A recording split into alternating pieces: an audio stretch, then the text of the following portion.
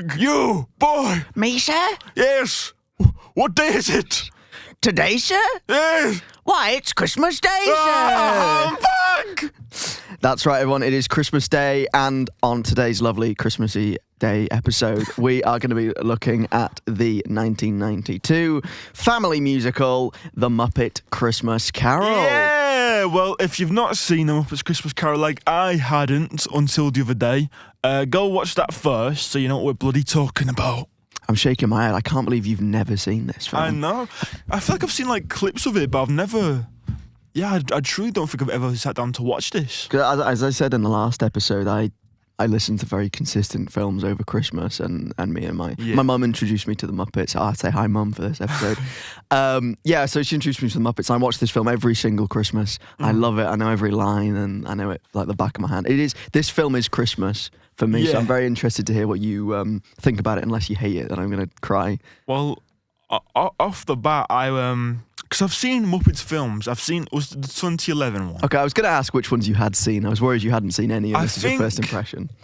I might be wrong. I feel like I've only ever seen the 2011 one. What, the one with Jason Segel and? Yeah. I've seen that one, and I always loved that one as a kid. I really loved that one. I saw that one in cinemas. I remember very distinctly seeing it. I got like a cup. I did. I got like a special cup. Yeah. With the Muppets on. Well, I remember seeing that when it was relatively new, and I know I must have seen more Muppets because I remember Animal was like one of my favourite characters. So maybe that's just from one film. I mean, they're quite like ingrained in pop culture and kind of as a celebrity, they're very famous. I'm pretty sure I had like an Animal birthday cake and the hair was strawberry laces. Oh, that's delightful. I want one of them. Can you make me one for my birthday? Yeah, sure, I'll make one. I know what to bake, don't I? Yeah. You're baking right now. You're mixing up a bowl and you've got your piping bags on. To be fair, yeah. And I'm also I'm also smoking a pipe and I'm twirling my top hat and I'm spinning my cane at the same time. Oh, Jesus, you're quite talented. You're spinning your Michael Caine. Well, spin on Michael Caine. But yeah, so Muppets Christmas Carol. So we get our lovely landscape shot, don't we? I love this opening credits bit. What did you think? You have the whole kind of like fake miniature London, and you get the great like Kermit the Frog as Bob Cratchit and all that. What did you think of that? It all looks brilliant. Like the first shots of the place and also some of the sort of passers-by and civilians. Even though this would have come first, because I'm so familiar and so in love with the film Labyrinth, I was just like, oh yeah. No, I know these puppets are from. I know me these puppets. Well, I think Labyrinth did come first. Did it? Well, yeah, because I think Jim Henson worked on that, whereas this was the first one that he worked. Yeah, so Labyrinth was 1986. Oh, so not that far before. Yeah, because Muppets Christmas Carol was the first film they made after Jim Henson died. Yeah. So it's directed by Brian Henson, his son. It's just anything with the Jim Henson puppets of any kind, I just already am going to love. Oh, I know, they're delightful. Every time I see that their name's been attached to something, I go, I know it's going to be good. That's going to be amazing. Jim Henson's working on a Labyrinth sequel, aren't they? They're still involved. I actually don't know about that, to be honest. I feel like Justin's hoping and praying that they're doing that. And we jump straight into this. What do you think of the first song? There's a cold wind that chills you, Justin, chills you to the bone. Oh, this is the intro. Our intro to Scrooge. Our intro to Scrooge. This is actually probably one of the standouts for me. I thoroughly enjoyed this. Well, but before we get to that, what do you think of Gonzo and Rizzo as our kind of omniscient narrator? I'm so glad they got Gonzo to be Dickens. I think it was a perfect decision. It just fits him in perfectly. I mean, originally they kind of planned for Gonzo to be the ghost of Christmas Future. Really? So, there's the giant hooded figure. Originally it was going to be that, but with Gonzo's nose sticking out. That would have been funny, but I think this. I think he works well as Dickens. He kind of takes us on that journey, and I think he works really well to kind of weave the story together. Yeah. Because the film's not very long. It's only an hour and like 20 minutes, or an hour and a half if you watched the extended version like I did. I don't think. Hey, maybe I did watch the hour. I don't know. The extended version has one extra song, and I will ask you when we get to that. Okay. If you watched it, and I'll know if you didn't or if you did. Okay. And also, Rizzo the Rat is he like an established Muppets character, or is he for this film? Him and Gonzo were kind of a pair for a while. Oh. Right. So like Muppets in Space, Muppets Treasure Island. It's been a while since I've seen the Muppets film that I've seen. So yeah, I don't know. Gonzo and Rizzo usually take a kind of they bounce off each other quite well. They haven't done that recently. I think Rizzo's been retired. I think with rumours of him possibly coming back. So I hope he is, because I love him. So I just don't live that. He might have passed away. you might do you think they had a funeral for him with a little tiny felt Fucking coffin dead. and everything? Maybe he can be the ghost of Christmas future now. He's really small ghost of Christmas future, like he's tiny. No, still the same size cloak. Oh, but there's just a little rat inside. Yeah, it's just sort of the cloak sort of dragging across the ground, and there's a bit of a bump in the head, sort of going up and down a bit. Oh, I love Gonzo so much in this film. He just works. I think as a narrative, He as a really does. narrator. I think it really easily could have not worked, but the chemistry between him and Rizzo and just the jokes, they're just so good that I can forgive. And it's nice that he takes the viewer with him as well. Yeah, It kind of helps further the story. Like, I don't think the film would work as well if they weren't there. Yeah. I think they are this kind of necessary glue that holds the narrative together. Oh, just the civilians on the streets are just all look incredible. Oh, all the characters. and the that. cow. Oh my God, I love puppets. Oh, I mean, the set. Once you actually think about how they made this film, your mind kind of gets blown. Like during the first, Lots of fans. like this is what I mean. During the first kind of musical number, there's a shot of Scrooge walking below some pigeons, singing, and the pigeons are puppets, and he walks directly underneath them. And for not even a moment, I thought, oh, that's like a green screen or that's a clever puppetry. I'm like, no, those pigeons are real. And they are like, you know. Once you've like settled in for like 30 seconds into one of these films, it's just the puppets do become just real. They are, and you don't even creatures. doubt it. Like for this film, the set was so complicated. They had to build like a raised street for people to walk on so they could get the puppeteers underneath. And they're just, but like, there must have been so many fucking puppeteers because they're like in the windows and on the like Tons. And, crowd. the composition would have been a headache, I imagine. Oh, this is what I mean. You've got to they're not all hide. in the same shots. And I mean, I don't know. I would imagine there'll be some kind of like overlaying of multiple shots, I'd imagine. I mean, I'm guessing so. Behind the scenes would be definitely an interesting one to watch for this film. There's probably some behind the scenes for this, surely. I reckon it's beautiful as well. It's brilliant. So I love it. Sorry, I just want to point out one of the things. Go on. I love when someone in the street, there's like almost like a Punch and Judy show. So there's a puppet with two puppets. Oh yeah, the puppet holding puppets. Yeah, that is so good. I love little stuff. Have you ever like seen that. a Punch and Judy show? Of course I have. I've been to Llandudno, and I hope I pronounced that right in case I've got any I've angry been Welsh to one and it viewers. was in whatever you just said. No, I've you been say to- it. Your turn. Go on. For our Welsh viewers, Justin's going to pronounce it perfectly. I always just say Llandudno. All right, that'll do. Yeah, of course I've seen Punch and Judy. I mean, as Punch and Judy's a crazy one for when you actually watch it, because you watch it as a kid and you're like, hi, he's beating his wife. Yeah. Then you watch it again and you go, it's not as funny. it's not as funny anymore. It just gets better and better.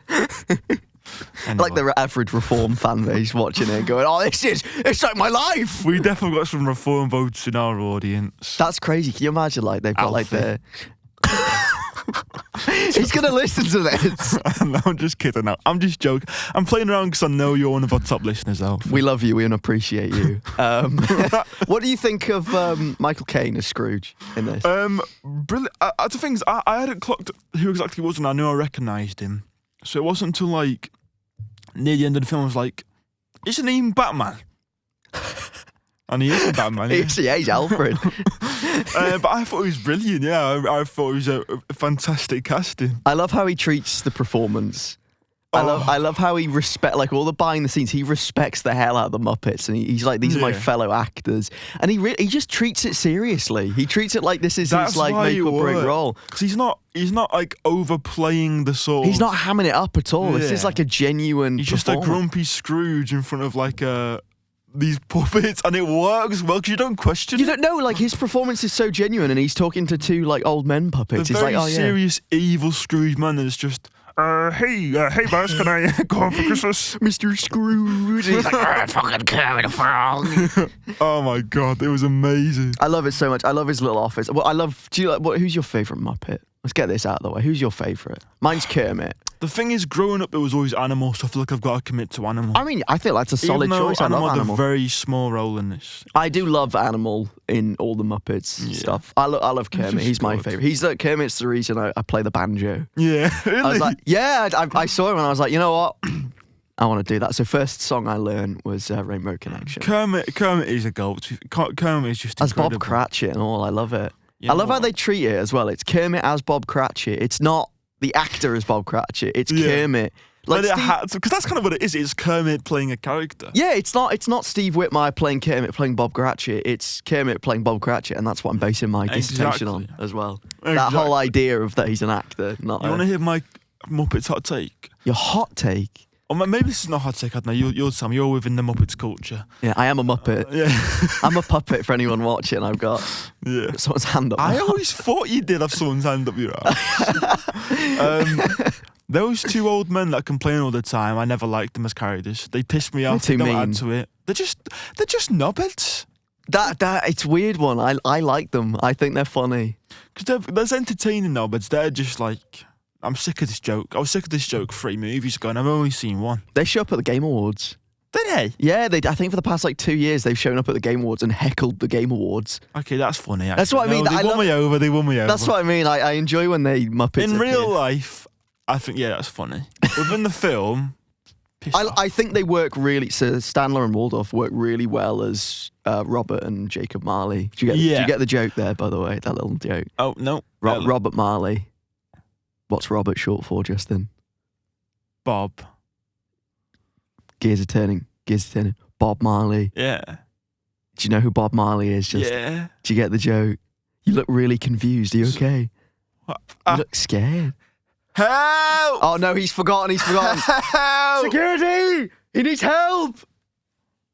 Oh, what sound effect is that? It's not playing. I'm scared, Justin. It's is it that one? Justin's having a mental breakdown over this, by the way. He's completely lost his mind this episode. He's having a lovely Christmas. Merry Christmas!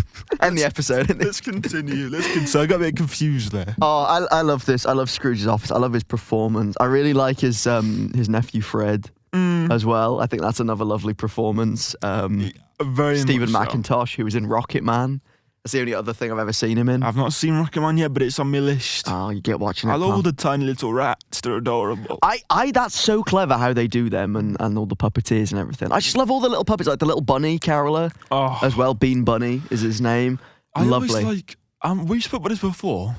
There's not many of them, but they're on the street sometimes. I love puppet frogs. I love puppet frogs so much, and especially when they look grotesque and not very frog-like. I do love them. I love all the frogs in this film. There's a couple in the background. You've got Kermit, you've got Tiny Tim, and you've got Peter as well. I love all of them. What do you think of? Because during this scene we get introduced to the two charity workers, Bunsen and Beaker. Yeah. What do you think of them? They're delightful. I love them. Yeah, no, I like them. I remember. I can know the faces, but I never had that much of a memory of them as Muppets. But within in these roles, I thought they were absolutely brilliant. Because it's interesting because they've got all these like consistent Muppet characters that they need to be like, okay, where do we put them within this film, and how does it make sense? Why does one of them have no eyes? Bunsy's never had eyes, man. He's It's never just had a design. eyes. It's just meant to go along with the sort of spectacle, can't see. Yeah, I think so. And then because they take his glasses off and he's got no eyes, and that's the joke. Maybe I don't know. Maybe they just got a bunch of films in, then only just realised he didn't have eyes. Became part of the branding. You're watching the film during this, like you keep trailing off, like you're getting so engrossed in it. I know it's a good film. It's a bloody good film. I watch it every year, and I've never got bored of it. It is Christmas. 100%. I can imagine never getting very bored of it. I mean, I'm not really much of a film rewatcher in general. For me, most films, even if I adore it, it's one and done. Really? Like I've rewatched Coraline a few times. I've rewatched. Ooh, not many. Just Caroline. But like, do you not think? Because I always think when you rewatch a film, you kind of appreciate it more. Because when on your first watch, I usually like, okay, here's a plot, here's the characters. What's going on here. On the second watch, because you know what's going to happen, you can focus on the kind of finer stuff and you pick up stuff that you didn't necessarily notice the first time. In practice, like, if I've got an excuse like this podcast to rewatch a film, I'll do it and probably enjoy it. But generally, I think I'm just too violently neurodivergent to be able to sit in a film if I know what's going to happen. Violently? Like, it's like, I know what's going to happen. I just start like scraping my skin off because I'm like, I know what happens. I'm bored. Where's my fidget spinner? Like, literally, I had a fidget spinner in high school. I got given one. I never bought one. I got given one. Someone pitied me because I didn't have one. I got a little like rainbow coloured one or something. First time I got like a job that didn't criminally underpay me, I bought myself one of those fancy metal purple fidget spinners. All the rich kids had. £7,000 fidget spinner. £7,000. I think it was like 20 quid. £20 for a fidget spinner. But it was good. I lost it. It was really good though. You look really sad. There's a sadness in your eyes. I am sad. I might buy another one now. We'll get it back. A £40 one now. You've got the money. £50. I've got adult money. I can buy all the fidget spinners I want. That was basically the realisation I had. Next time we do an episode, it'll be like, oh, Justin's like, he's not paying attention because he's just playing with this. Oh, but yeah, this next number. What I love this number. It's such a cozy number. The magic in the air. There's magic in the air. Oh yeah, magic in the air. Right. I watch this film every year, as I've said a couple of times. I only noticed last year that Kermit blows out a candle. What do you mean? In the start of the song, he starts singing and he blows out a candle. Yeah. And last year, it registered with me that Kermit, in fact, did not actually blow out the candle. Oh, because you don't. This is what I mean. Because you see the Muppets as like people, you don't pick up that Kermit cannot blow out a candle. You don't doubt it. Did it blow in the direction he was blowing from? Yes. So have they done that then? I don't know. It's completely impossible. They're so clever. It scares me with the way they just pull off these kind of technical... Maybe there was a tube in his mouth and someone's blowing through it. Maybe Kermit did blow out the candle. Oh, maybe. I don't know. But I found it last year. I was like, oh shit, he doesn't have lungs. But I didn't doubt it for a second. And it's when you start... You don't, do you? That's what I mean. But it's when you start watching it and you start actually thinking about what they're doing, you go, how the fuck did they do that? Oh, I just love puppetry. I do. It's such a beautiful and like, it's such an art. I love it so much. It's so clever. I never get tired of it. Have you ever owned a puppet? Have I ever owned a puppet? I remember in primary school, we made puppets. Yeah. Not like sock shit puppets. We made like actual like marionette kind ones. Like, really? You know, we had like ones with like sticks on the hands and you kind of put your hand that's in. Like, cool. Proper like Muppet type. And I remember very clearly, I made an ant, which is incredibly and hilariously relevant to this. I made an ant. He was like an ant. He had a cloak on. I remember it so. And his head was like styrofoam. ScreenBugs puppet show would be so I think we should do an episode where we make puppets of us and record it. That's a really good idea. For a little bit when I was a kid, I wanted to be a ventriloquist for some reason. I don't blame you at all. But I couldn't afford like actual puppets because puppets are expensive. Puppets, unless you make your own puppets, are so expensive. Or unless you get lucky and find like one in like an antique shop or something. I had like a couple of like just hand puppets, just little ones, just all of your hand, like your pinky and your thumb were the arms, then the other three fingers sort of the head and mouth a bit. I know other people are interested. I would so be down to make like a puppet film. I know people who would be up for that as well. I think we should make. Side note, I just spend lots of money on some audio kit. Like I've got it's like an industry standard boom mic and boom pole and all that stuff. Off record, how much, Justin? Off record. Well, for my audio kit I bought, plus an extra lens I bought, I spent just under $2,000. Ooh, I mean, for audio tech is notoriously expensive. So, like, I'm on. That's what I wasn't cheap. I got something I was like industry standard that I can really make some stuff with. So, you got boom mic. Let's make films. Let's make films, Justin. ScreenBugs. I've not got labs, but I've got the camera. 4K camera, I've got this boom mic, all this stuff. Damn, I've got camera stuff like that. I've got my camera with me We today. need to make a film. We do, Justin. That would be lovely. ScreenBugs movie. It's coming in 2030. In 2032. Oh, we're putting it forward to you. We need more time. This is an epic 6-hour movie. Sorry, I hate to delay it again. It's 2040. No shit. Jinx. No, Justin, don't get angry. I'm sorry. You can speak. What, can I do a scary...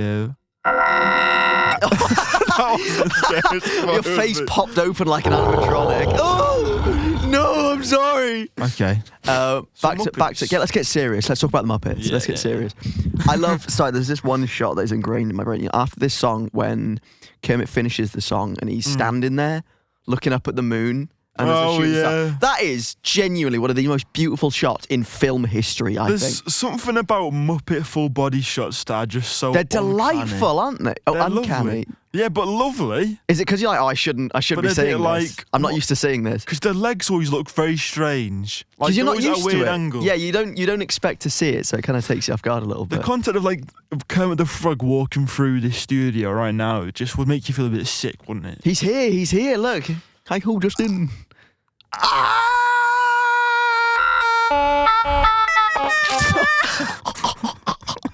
Justin like glitched in real time. He's like, I glitch when I get nervous. Oh, this film is so charming and so delightful. I love really it is. so much.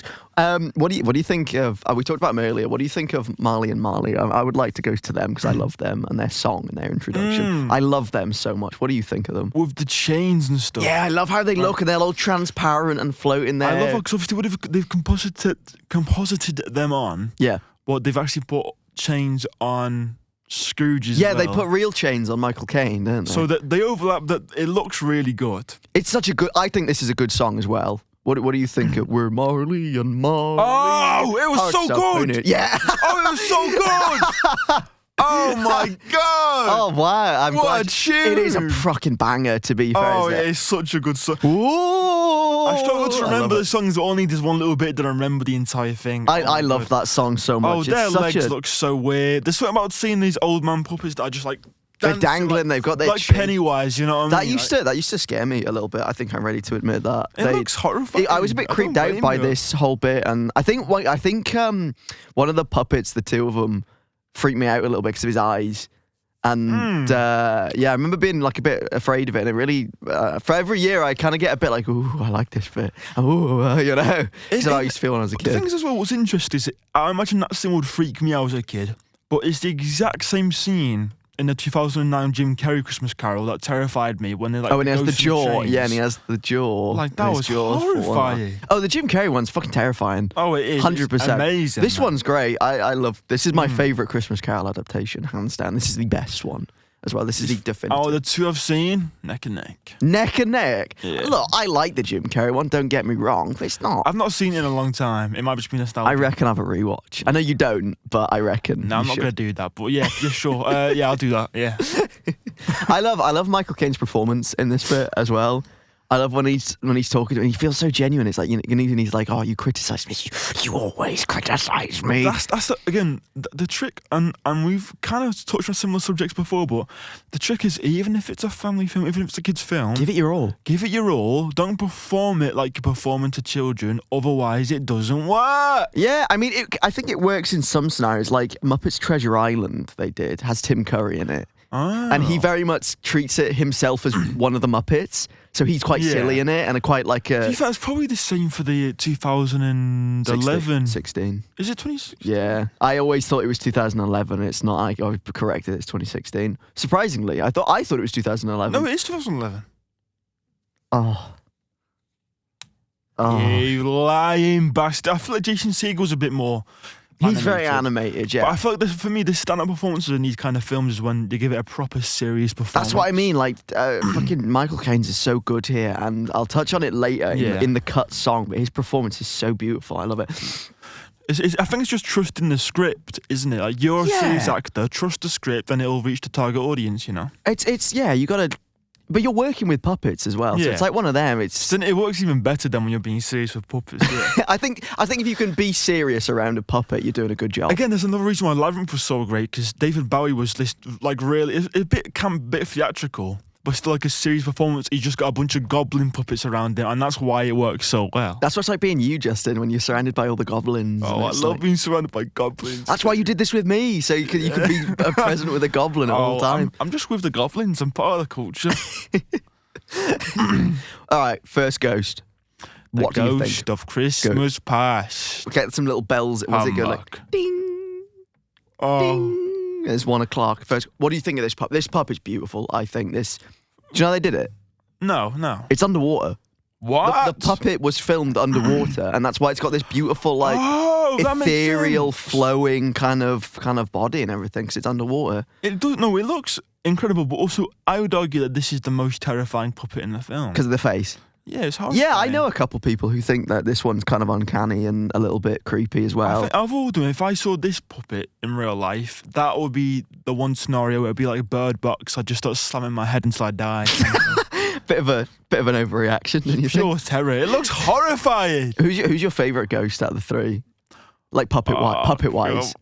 Yeah, Ghost of Christmas Present. Ghost Christmas Present. Yeah. I really like the Ghost Christmas Future. I like it most when he's like upskilled as well, though. Oh, when he's huge, when he's huge, massive. He's like, know me better, man. Know me better, man. Oh gosh. I just love the ghost. These are all like original puppets as well. Which is lovely because it's like obviously they could so easily make these characters existing Muppets. Yeah. But I'm really glad they didn't because it gives it that such a unique I do like that.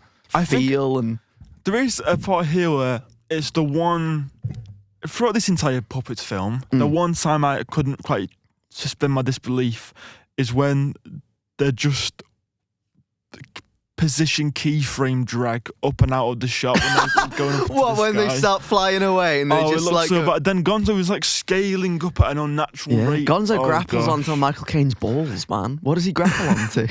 What does he grapple onto? No, I agree. I mean, obviously it's 1992. When they're flying, it looks fine, right? But it's just when they leave. Yeah, when they go up and it goes, gosh, it does it's look a rough. bit janky. I mean, it's 1992 as well. No so excuse, mate. In 1992, I was making a Titanic film.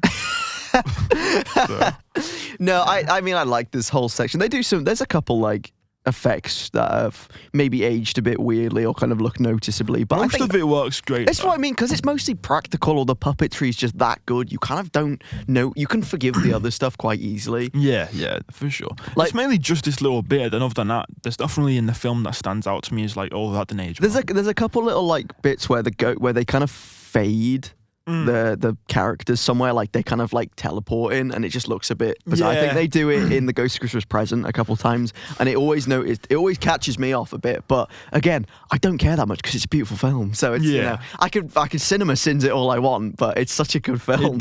It does just look incredible. Can I just say as well that I love Gonzo's outfit? I've not said that yet. He's got the fucking drip on. There's a lot of good outfits in this, but Gonzo's outfit is just looks his, like a little mix of top Willy hat and Wonka and something else. Well, they did the Timothy Chalamet Wonka film, didn't they? And the first thing people pointed out was he's dressed like Gonzo in Muppet Christmas Carol. Yeah, genuinely. Well, that literally is it. To be fair, I think they're making another Wonka film, aren't they? Are they? What, with Timothy Chalamet? I believe so. I feel like I heard something like that. Timothy Chalamet in the peak of his career doing 2 films as Willy Wonka would be crazy. Do you reckon they'll get him on the Muppets? Is he not been on the Muppets? Sure, he's on Sesame Street or something. Surely he's been on Sesame Street. Maybe. I don't watch Sesame Street. Why not? Is it the same company? Yeah, it's. I thought so. Yeah, Kermit was on Sesame Street and everything. So it's Jim Henson. Jim Henson did Muppets, Sesame Street, Fraggle Rock. What is that last one? Fraggle Rock. No idea. I love Fraggle Rock. It's puppets again, but it's like these little creatures, and they do a lot of like stuff with size. There's like really big puppets, really little puppets. That's cool. Fraggle Rock's great. Jim Henson did all of these. I love puppets. He's a beautiful creator. I love when the puppets are scary as well. Oh my god! You ever see Where the Wild Things Are? They're not puppets, but I don't think. Well, I've seen Where the Wild Things Are. That was a weird film. Was that CGI? Was that outfits? Was it costume? I don't know. Either way, sick. Awesome. Just as a side note, either way, something about terrifying puppety creatures. I think we need to see more puppet horror films. Why hasn't Doctor Who done puppet horror yet? Back to Doctor Who, you can't resist yourself. I can't resist. I'm looking at this little K9 you got me on the desk. And me and Justin exchanged Christmas presents before we started this episode. We're feeling holly jolly today. Holly jolly. It is Christmas Day after all, coming to you live from New York City.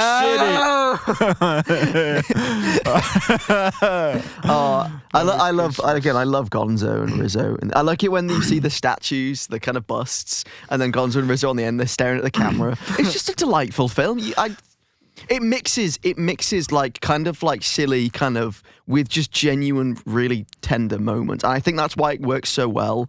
Yeah, because it's not a kids' film. I feel like anyone could enjoy this. Yeah, I feel like it's a family film, isn't it? It is, and there's no like you watch. Not that I watch loads of kids' films, but there's always like that one joke that you can tell that's like tailored to kids. Yeah, usually like the fart joke or something. This film, I think none of the jokes feel like they're. All of it was. They don't treat their audience like they're stupid. Yeah, that's the trick. That is the trick with comedy. Is you don't dumb down for your audience. Like, stick to your guns, and that's why I think it works so beautifully. And I think that's why a lot of, I would say, newer attempts at the kid film or family film just fail miserably. Because they try and cater it when they can. That was the one issue with the Minecraft movie. If it didn't treat the audience like they were stupid. But we loved the really Minecraft movie, Justin. We loved it, other than like half of the jokes that were so bad. We did talk about this, didn't we? In episode 3. Can you believe that? That was episode 3. Yeah, Minecraft, I'm confident was episode 3, and this is what, episode 22? This is episode 21. Is it? Yeah. 21. I thought. Is it 21? Yeah, oh yeah, of course it's 21. Yeah. I have dreamt an episode. Most podcasts don't make it past episode 3. Really? I mean, Minecraft was that was when we knew. That's when we knew there was a future to the whole That's when thing. we knew we had chemistry, Justin. And that's why when we're married and you proposed to me and we live in a lovely It's been a really long last week, guys. It's been crazy, I tell you. Episode 20, Home Alone changed things. Neither me and Justin will never be home alone again because we're together now. Oh, that's so beautiful.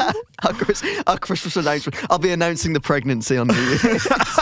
Should we do a pregnancy photo shoot? That's actually a really good idea. Oh my God.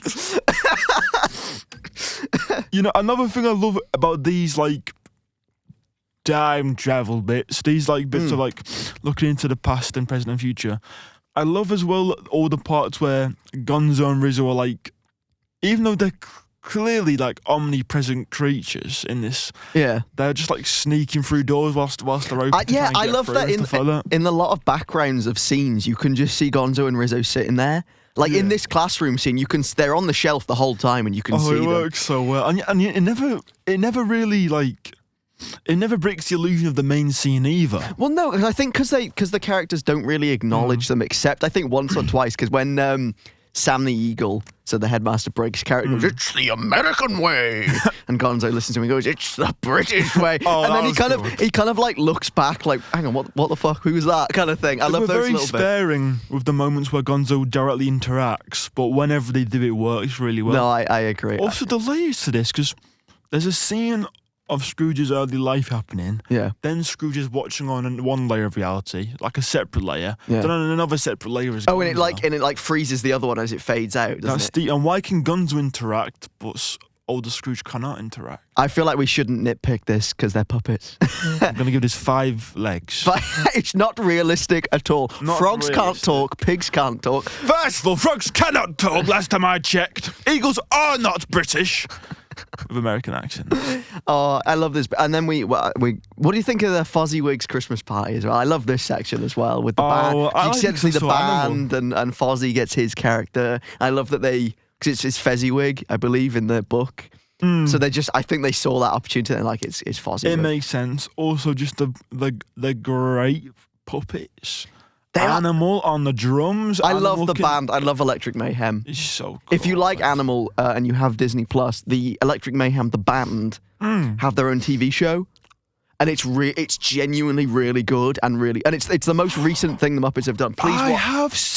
You've seen it? I've seen like some of this, I believe. It's really funny. I genuinely recommend watching it because the Teeth and the Electric Mayhem. Yeah, watch the show. The show's really good because again, it's one that anyone can enjoy. I think. Weren't there like tons of celebrity cameos? I remember Peter Jackson's in it.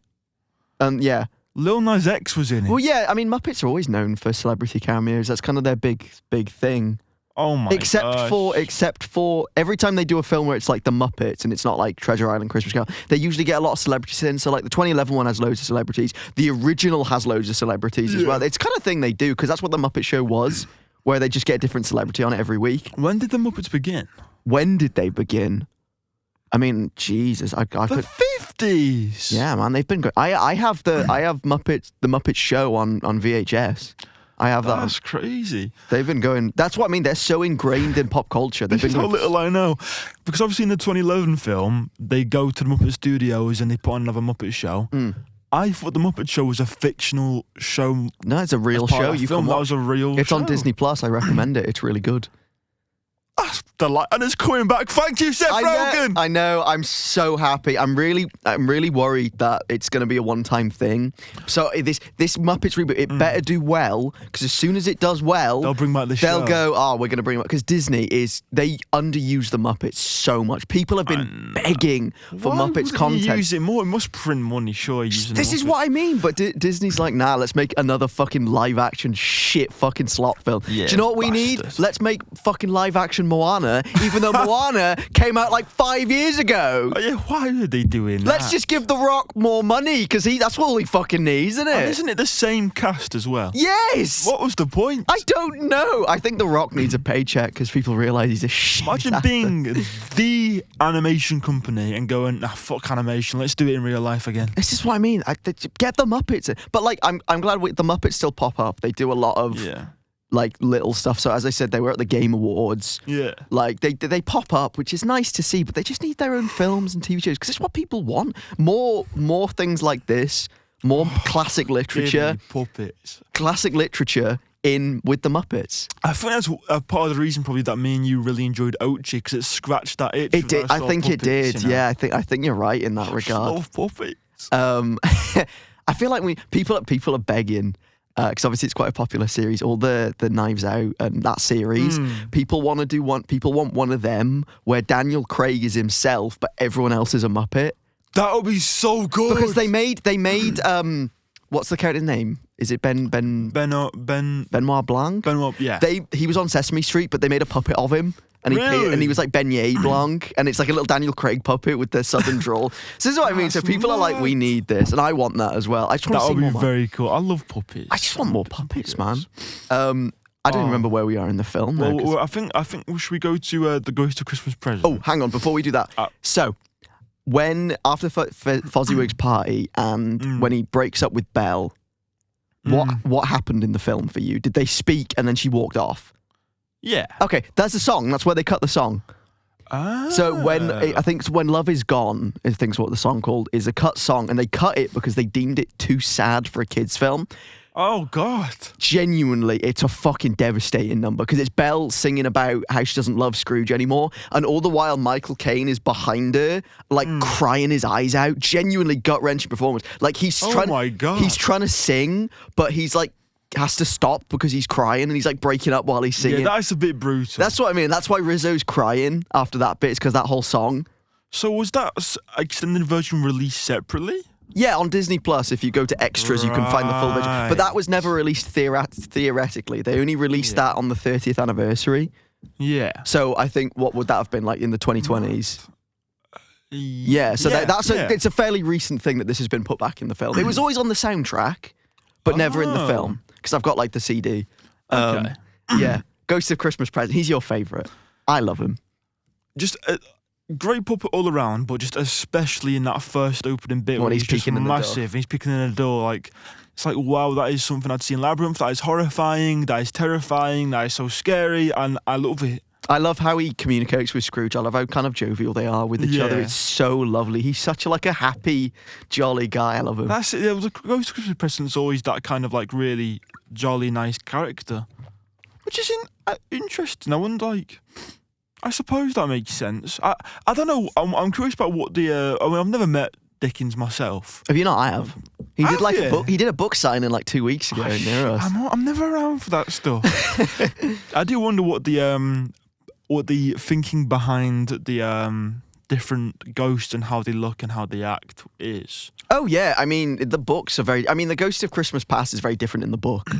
Really? Yeah, I mean they would have had a nightmare, but the Ghost of Christmas Past, this whole thing that his face is constantly changing and morphing. And they just couldn't have done that with this because it's a puppet, and how the fuck would you do that realistically? Well, if they really cared about Christmas, they would. But no, I love all the ghost designs are so stand out, and I think they're kind of like iconic as well in this film, especially. Ghost of Christmas Present. The effect of him going from big to small and standing up. It looks good. It actually looks good. Yeah, it's quite seamless. You don't doubt it for a second. Yeah, they got that right. I just love his puppet. I want to give him a hug. Oh yeah, he looks like he's a good hugger kind of thing. I love this song as well.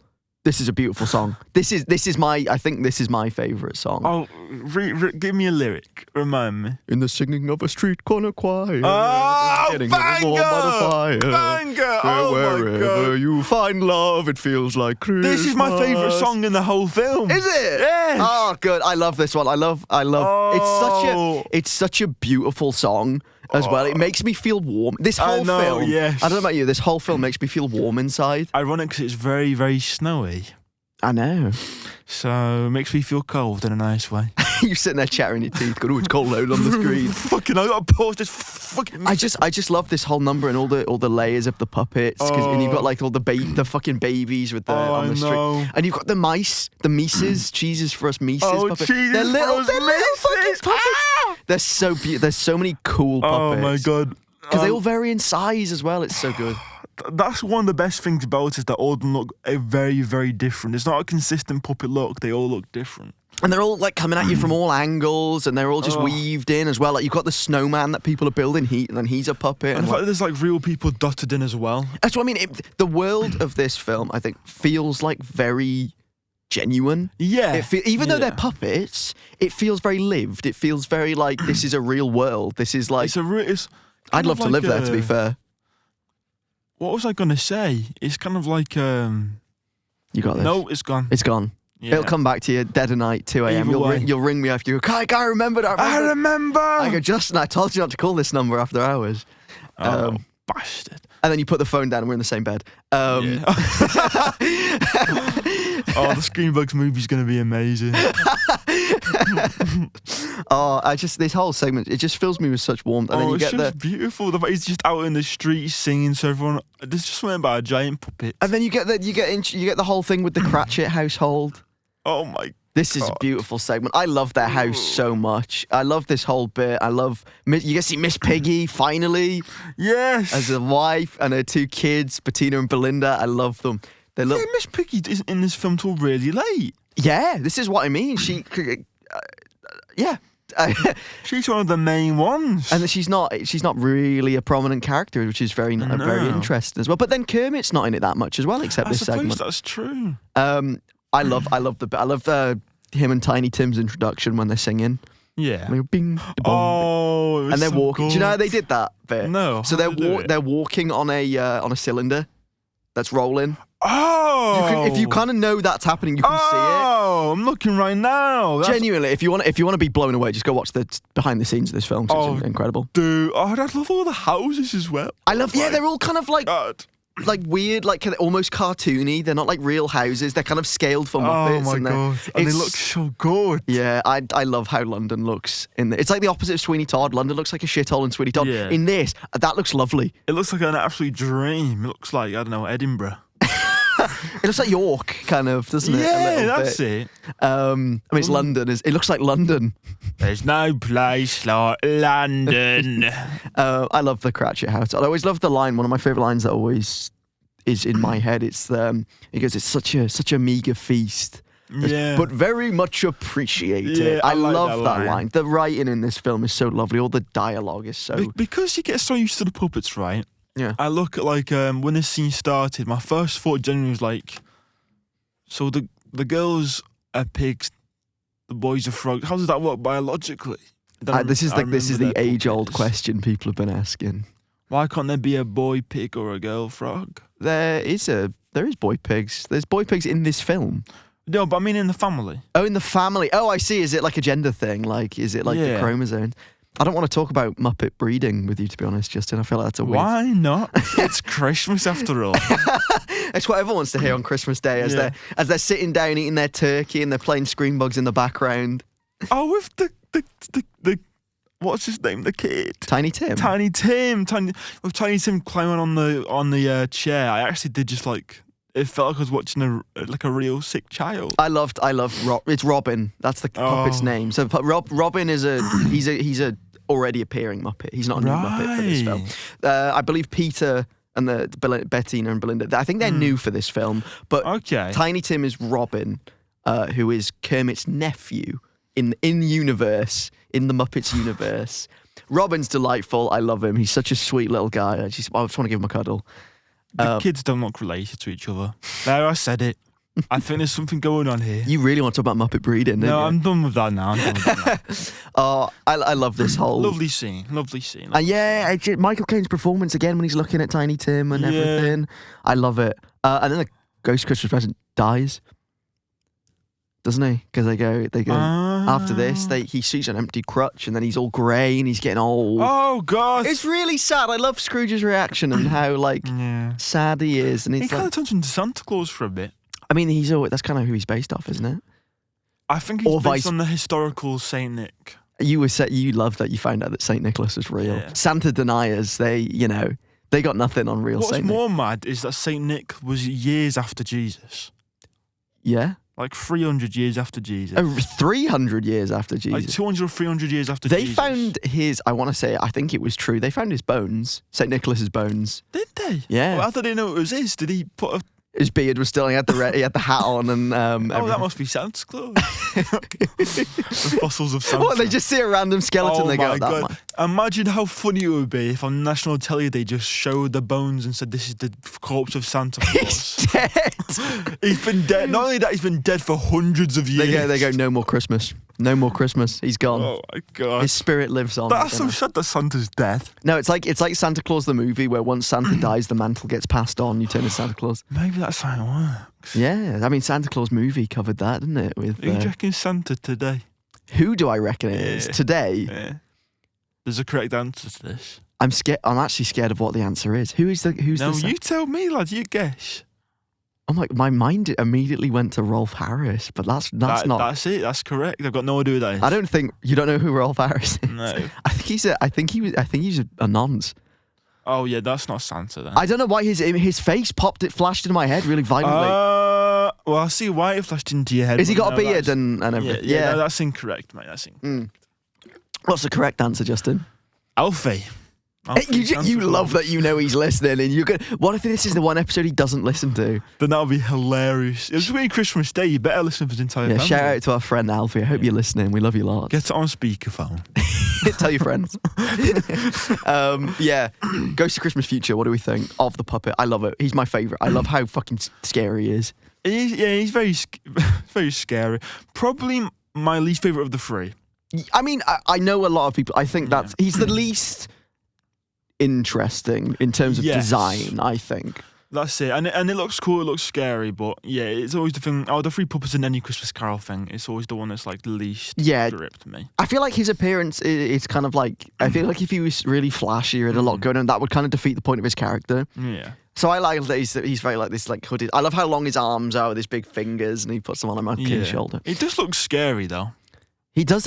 He's quite intimidating. Like he's fucking huge. They could use that puppet for like a full-on horror film, like a really horrific horror film. Oh yeah, you can imagine that. Something about that standing in the old streets and stuff. I mean, the Ghost of Christmas Future has always been very menacing as a character. So I like this segment. I mean, Scrooge is a bit dumb for not realizing sooner that they're talking about him, but yeah, I like it. I like the tonal change of this. I mean, Gonzo and Rizzo kind of acknowledge that, don't they? They go, "This is too scary. We'll be back for the finale, folks." Dude, that weird. Is it meant to be a spider? Yeah, that's the reason we can talk about this. Well, old Joe. What have you got for old Joe, eh? That's the reason we can talk about this film. Old Joe is the reason we can talk about the film because he's a big spider. I like him. I love his puppet. I love how big that was an awesome puppet. I don't like when he starts tickling chins. When he goes, Mrs. Silver, you know, knock it out. Oh, Joe. Oh, so good. That was one of my favourite puppets, I think, in this film. He's so big. I love how massive he is. All his legs kind of... They're so clever, all the puppets. And also, you can't just believe that something like that exists in the streets of London doing like... Yeah, he kind of really fits the kind of environment, I think, doesn't he? This whole segment's devastating, especially when you go back to the Cratchit household. I know. And they're like, Father walked slower these past 2 evenings. Oh, no. And he comes and they don't... Because, like, I hate the way they... It always gets to me, the way they react. Because in the present, when Bob comes home, they go, Daddy! And they run towards him. And then in the future, they kind of just go, Dad! And they're like, it's beautiful. Not Tiny Tim. Oh. I hope he doesn't die. If only there was a character that told us what happened to him later on. Guess what, mate? 1990 it was. What, you think Tiny Tim's dead? Frogs live. No! 10 to 12 years. No, they're Tiny dead. Tim. Kermit's dead! Kermit's not dead. Kermit can't die. No, he's on some drugs that keep him going. But Tiny Tim is dead and buried. No, Tiny Tim. I mean, it's also set in the Victorian era, and it's currently... How long do rats live? Like 2 years. Like 2 years, Rizzo's dead. No, Justin, stop! How long do fuzzy bears live? No, Justin, stop! Fuzzy bears live about 20 to 25 years. All right, we might be all right with Fozzie. No. he's died way before. No! How long do animals live? How long does Michael Caine live? Animals can live from mere days to thousands of years. All right, animals. Thousands of years? Sponges? Are sponges an animal? Yeah. SpongeBob. But he's just animation. No, they found that. I remember they found like a nautical creature that's like 20,000 years old. So why did we take a real animal and just nick its name for a product? No, we use those real animals as our product. Does your sponge not scream every time you scrub it against a plate, Justin? Well, yes, it does. I thought it was just a little speaker inside it. Oh my God. Oh, I love this film. I love Michael Caine when he wakes up after the whole ordeal, after seeing his gravestone, which would freak anyone out, rightfully, I think. It got me all excited. And he looks at the mirror and he goes, oh, and then he goes, oh, I love. I just saw the little subtleties of his performance. I love. Listen to a classic. Would you rather know how you die or when you die? How? Yeah. Because I is- think when would freak me out so much. Yeah. I know, because I think if it was how, I think at least when, if you know when, you can kind of try and do everything before then. You can make peace with it. Whereas how was like, that could happen at any moment. I feel like you might be a bit more on edge. But I think the only time how is better is if you're told like natural causes. Then you're going to have so much more peace. What if the rest natural of your life. causes is like earthquake? Or like tsunami? Shit. Or like monkey paw curls when you say it. Like it's like... What if you died to a golden dagger? That's the only thing that can kill you, Justin, as well. The It's golden true. dagger. I've tried before. You can't harm him unless it's a golden Steak dagger. to the heart works, but it has to be Has to be medium gold. rare. Fuck. Oh, Anyway. I love this last segment as well when Yeah. Michael Caine's heart changes and he gets the little scarf. I love when Beaker gives him a scarf. I have a scarf like that. I got it because of this. Yeah. I love my Michael I love how Caine. little the scarf looks on it. I like this song. What do you think of Michael Caine singing in this last segment? Sing a lyric again. It's what it Will be took to me. nephew and niece to me. Oh, yeah. It's not one of my favourites, but I like it. I think it's a like nice finale. Well, it's kind of not the It's finale, ve- but it is a nice. It's nice. All It's the nice. songs are quite nice. I did have a think. big grin on my face when he was like giving Kermit a raise. Oh, what? When he just yeah. fucking like fucks with him for no Fucks reason. him He's for like, no Bob, reason. Cratchit! Then I love how Miss Piggy just is all fists up. Oh, he's, I will raise you off the pavement. I love it when you get that little like Miss Piggy bit. Yeah. Where there's one bit I fucking love of Miss Piggy's when we first get introduced to her, and she goes, and one of the kids go, "It smells good," and she goes, "It does, doesn't it?" And then looks in the mirror and goes, "Ha!" I love that so much. I love her character. I love it when it comes out and Oh, it's so good. It's so beautiful. it's Oh such a my nice, God. heartfelt ending. Oh, It's always the most fun part of any Christmas Carol adaptation as well. Is just that little end bit. And Always Tiny feels so Tim, good. who Tiny did Tim. not die. Who did not die? I get up and cheer every year. Oh I'm my on the edge of God. my seat and I go, is he going to make it this time? Is he going to Now make it this remember, time? it's 1990. Frogs don't live long enough for them to still be alive, so take that. Take that, snowflakes. Tiny Tim's dead. No. And I killed him. And with Tiny Tim's death by Justin, that brings us to the end of this film. It does Justin, what indeed. did you think? Because it's the time of the episode where we give the film legs for those listening. 1, Happy Christmas, as we said. But 2, we give it a rating from 0 to 100. 0 legs being worm, we didn't like it. 100 legs being we absolutely loved it, and it's a centipede tier film, and it's beautiful. Justin, you go first, because I'm incredibly biased towards this film, and Yeah. will give it nothing less than maximum. So I Okay. will let you give. I'm interested. Well, I don't know my score yet, but by the end of this couple sentences, I'll know it. Unless you want to do the classic thing of I go first, inspire you to give it a score. Yeah, you do that actually. That's better. Right, I'm gonna try and give like you the most heartfelt speech. So this fume, I've already fucked it, Justin. So I run it back, mate. Wait, hold up. There we go. There we go. Okay, this film is beautiful. It is, I think, one of the most beautiful films that exists.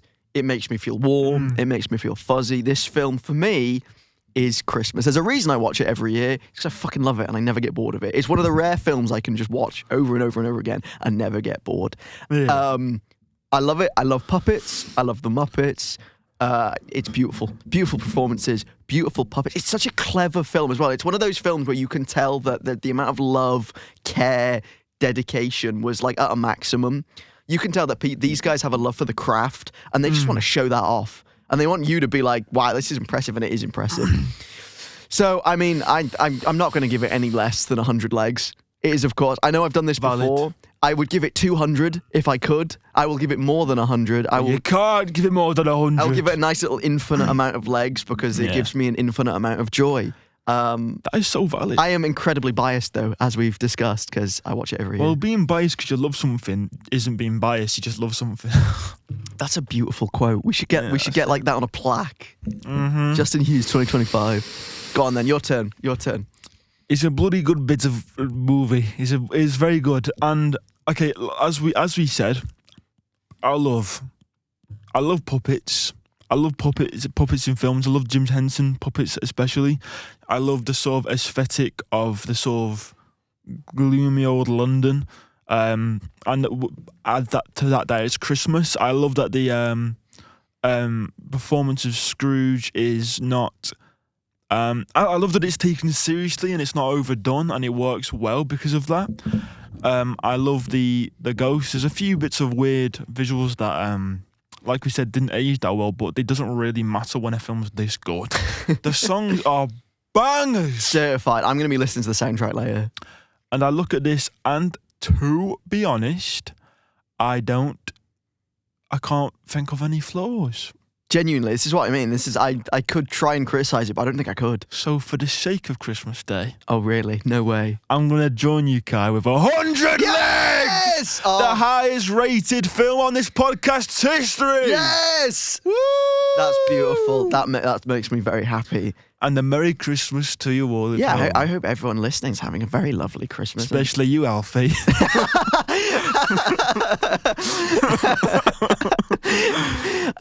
And on that note, this kind of a bit weird because this brings us to the end of season 1. The end of season 1 of ScreenBugs. 21 episodes in, and it's been a delight to do this with you, Justin. Doctor Who only had 9 episodes a series recently. I know, we're doing better than Doctor Who. Yeah, 21 episodes. 21 whole episodes. We've been going since summer.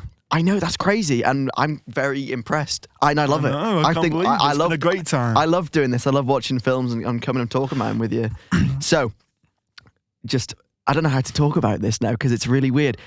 With season 1 ending, season 2 of ScreenBugs will be back. However, it will be back in February. The start of February, we'll be back. Me and Justin need a little bit of a break over Christmas and a little bit of time. However, Bug Bites will continuously come out in January. We'll be continuing that. There will be no feature-length episodes until February. Get excited for Monday, guys, is all I'm saying. Yeah. Well, we've got some fun little Bug Bites coming, but yeah, you'll have to wait. Thank you for listening. Oh, Merry Bugmas. Santa, buzz off, pal. Buzz off. You know what, fellas? I think this episode's going quite well. Yeah. I'm just looking at the review page here. Oh, yeah. What does it say? Nothing. Well, that's a bit of a problem, isn't it? It's a problem, yes. If you're listening and you haven't left a review, please do. We'd appreciate it. And make it a good one. And real quick, if you would like to contact us to give us feedback or request a film, you can reach us at screenbugspodcast@gmail.com. Alternatively, if you like what you see, find us on Instagram @ScreenBugsPodcast or Twitter @ScreenBugs.